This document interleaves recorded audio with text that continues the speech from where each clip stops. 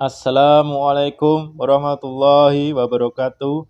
Selamat datang sahabat muslim di channel saya hari Senin, Cara Mencintai Nabi, yang saya beri judul Kisah Kurban Nabi Ibrahim dan Nabi Ismail, dekat dan mencintai Allah.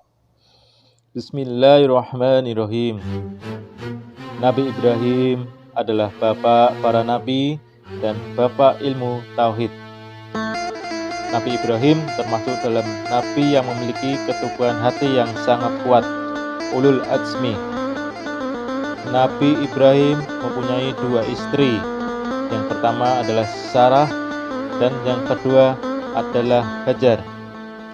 Dari Sarah melahirkan seorang anak laki-laki yang diberi nama Ishak. Dari Hajar melahirkan anak laki-laki yang diberi nama Ismail.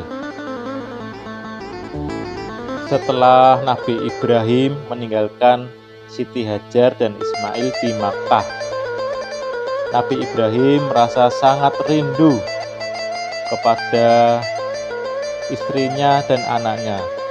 Nabi Ibrahim sering mengirim utusan untuk melihat keadaan istrinya. Utusan Ibrahim berkata, "Keadaan Hajar dan Ismail baik-baik saja."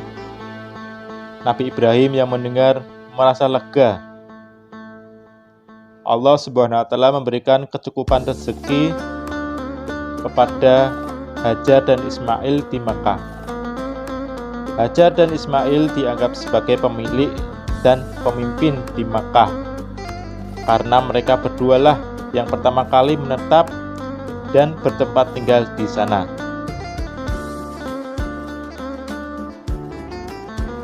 Suatu hari Nabi Ibrahim tidak dapat menahan kerinduannya.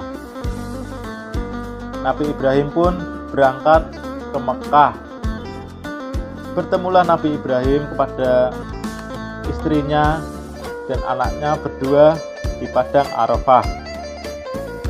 Ketika itu mereka sedang mengembalakan hewan ternak yang sangat banyak. Nabi Ibrahim bertemu kepada mereka dan mengajak mereka pulang bersama dengan hewan ternak, hewan yang dikembalakannya. Di perjalanan mereka beristirahat di Musdalifah. Karena kelelahan, mereka akhirnya tertidur. Dalam tidurnya, Nabi Ibrahim mendapatkan wahyu melalui mimpinya. Allah Subhanahu wa Ta'ala memerintahkan Ibrahim menyembelih anaknya Ismail sebagai bukti patungnya Nabi Ibrahim. Nabi Ibrahim terkejut. Hatinya sangat berdebar-debar dengan kencang. Ujian ini berat. Nabi Ibrahim tapi menguatkan dirinya. Hatinya sangat kuat. Nabi Ibrahim rasa cintanya kepada Allah Subhanahu wa Ta'ala lebih besar daripada dunia. Nabi Ibrahim memberitahukan mimpinya itu kepada Ismail dengan berkata, "Wahai anakku Ismail, dalam mimpi aku diperintahkan Allah untuk menyerahkanmu sebagai korban dan aku harus menyembelihmu. Bagaimana pendapatmu, wahai Ismail?" Nabi Ismail menjawab, "Wahai ayahku, sekiranya itu perintah Allah, maka laksanakanlah apa yang telah diperintahkannya kepadamu. Aku akan tetap sabar dan ikhlas menerima cobaan ini." Dikisahkan iblis sekuat tenaga membujuk Ibrahim agar tidak melaksanakan perintah itu. Godaan iblis begitu dahsyat, akan tetapi Nabi Ibrahim tetap dalam ketaatan kepada Allah Subhanahu wa Ta'ala. Nabi Ibrahim kemudian membawa Ismail ke atas bukit. Nabi Ismail sudah mengenakan kain penutup mata.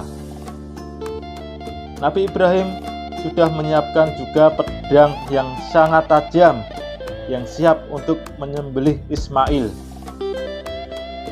Dan ketika pedang itu sudah berada di leher Nabi Ismail, tiba-tibalah tubuh Ismail pun digantikan dengan seekor kambing yang gemuk oleh malaikat Jibril.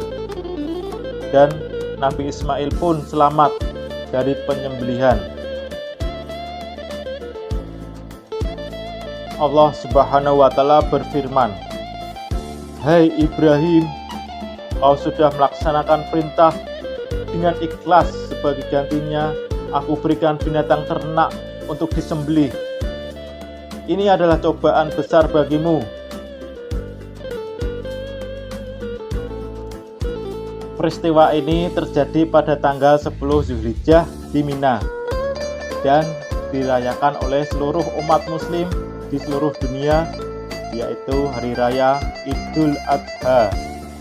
Umat Islam yang sedang melaksanakan ibadah haji juga dapat melakukan korban di Mina sebagai bentuk penghormatan, meneladani kisah Nabi Ibrahim yang mengorbankan anaknya Ismail dan meladeni keikhlasan Nabi Ismail dalam ketaatan pada Allah Subhanahu wa Ta'ala.